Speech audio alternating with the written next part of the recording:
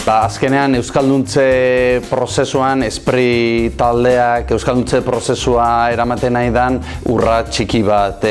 Non azkenean gizartari zerbitzu bat ematen diogun aldetik, gure Euskalduntze bete behar hori egin behar du. Azkenean gizarteak edo gure gana datorren jende guztia jakin behar du gurekin dituen harreman guztiak euskeraz modu oso erraz batean eta nahi duten edozein modutan izan dezaketela.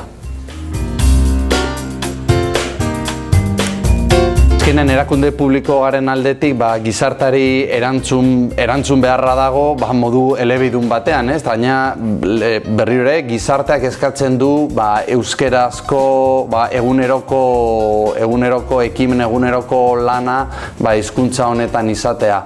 Hortaz aparte, Euskalduntze prozesu baten barruan dago Esprit taldea eta hau prozesu horren zati bat da eta horregaitik gure helburuen artean bazegoen. Gehien bat nahi izan duguna da industria arloa euskerarekin lotzea. Normalean, eta hola da, erdera izaten da industria arloan, bai hizkuntza aldetik, bai hitz teknikoen aldetik, erdera izaten da hizkuntz erabiliena.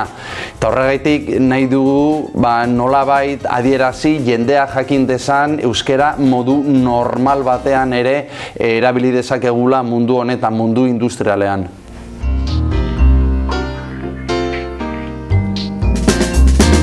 Danok dakigu ze garaitan bizi garen, oin ekonomikoki edo industrialki, ez dira izan garai honenak azken urteotan, naiz eta oin badirudi hobetzen goazela.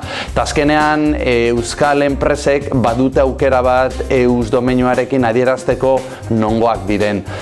Euskadin urte askotako politika industrialak ditugu eta beti indartu nahi izan dugu gure izaera industriala eta nola egiten diren gauzak hemen modu on batean, teknikoki eta industrialki modu oso lehiakor batean, eta uste dut eus domeinu honek bultzada hori emoten diela enpresa kanpoan jakiteko nondik datozen eta bere produktuak onak eta lehiakorrak direla.